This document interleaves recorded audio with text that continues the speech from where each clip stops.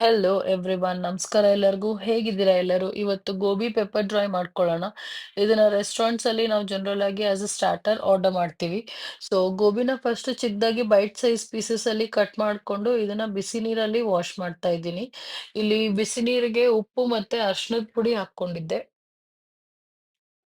ಇದನ್ನ ಒಂದು 10 to 15 minutes side ಅಲ್ಲಿ ಇಟ್ರೆ ಅದು ಚೆನ್ನಾಗಿ ವಾಶ್ ಆಗ್ಬಿಡುತ್ತೆ ನೆಕ್ಸ್ಟ್ ಗೋಬಿಗೆ ಒಂದು ಮ್ಯಾರಿನೇಷನ್ ರೆಡಿ ಮಾಡ್ಕೊಂತ ಇದ್ದೀನಿ ginger garlic paste salt pepper maida ಮತ್ತೆ ರೈಸ್ ಫ್ಲವರ್ ಹಾಕೊಂಡಿದ್ದೆ ಇದರಲ್ಲಿ ಟರ್ಮರಿಕ್ ಕೂಡ ಆಡ್ ಮಾಡಿದ್ದೆ so that is for colour ಅಷ್ಟೇ ಅಂಡ್ ದೆನ್ ಇದನ್ನ ಚೆನ್ನಾಗಿ ಕೋಟ್ ಮಾಡ್ಕೊಂಡು ಡೀಪ್ ಫ್ರೈ ಮಾಡಿ ಇಟ್ಕೊತಾ ಇದೀವಿ.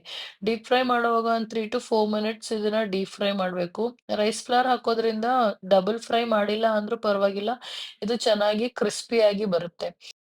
ನೆಕ್ಸ್ಟ್ ಇದಕ್ಕೆ ಒಂದು 2 ಟೇಬಲ್ ಸ್ಪೂನ್ ಅಷ್ಟು ಆಯಿಲಲ್ಲಿ ಚಿಲ್ಲೀಸ್ ಹಾಕ್ಕೊಂಡು ಮತ್ತೆ ಆನಿಯನ್‌ನ ಫ್ರೈ ಮಾಡ್ಕೊತಾ ಇದೀವಿ. ಇದನ್ನ ಚೆನ್ನಾಗಿ ಫ್ರೈ ಮಾಡ್ಕೋಬೇಕು. ಆನಿಯನ್ ಫುಲ್ ಫ್ರೈ ಆಗ್ಬಿಟ್ಮೇಲೆ ಇದರಲ್ಲಿ ಜಿಂಜರ್ ಗಾರ್ಲಿಕ್ ಪೇಸ್ಟ್ ಹಾಕ್ಕೋತಾ ಇದೀವಿ ಆಂಡ್ ದೆನ್ ಕ್ಯಾಪ್ಸಿಕಮ್ ಆಡ್ ಮಾಡ್ಕೋಬೇಕು.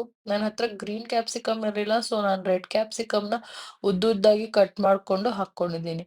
ಇದನ್ನ ಕೂಡ ಚೆನ್ನಾಗಿ ಫ್ರೈ ಮಾಡ್ಬೇಕು. ಸಾಲ್ಟ್, ಪೆಪ್ಪರ್ ಮತ್ತೆ ಕರಿ ಲೀವ್ಸ್ ಹಾಕಿ ಇದು ಫ್ರೈ ಮಾಡ್ಕೊಂಡು ಇದ್ರಲ್ಲಿ ಗೋಬಿ ಮಿಕ್ಸ್ ಮಾಡ್ತೀವಿ.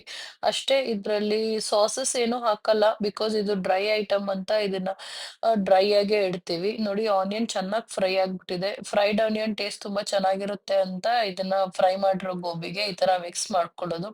ನೆಕ್ಸ್ಟ್ ನೋಡಿ ಸರ್ವ್ ಮಾಡ್ಕೊತಾ ಇದೀನಿ. ಸಿಂಪಲ್ ರೆಸಿಪಿ ನೀವು ಟ್ರೈ ಮಾಡಿ. ಇಷ್ಟ ಆದ್ರೆ ಲೆಟ್ ಮಿ ನೋ. ಇದನ್ನ ಲೈಕ್ ಮಾಡಿ, ಶೇರ್ ಮಾಡಿ, ಕಮೆಂಟ್ ಮಾಡಿ.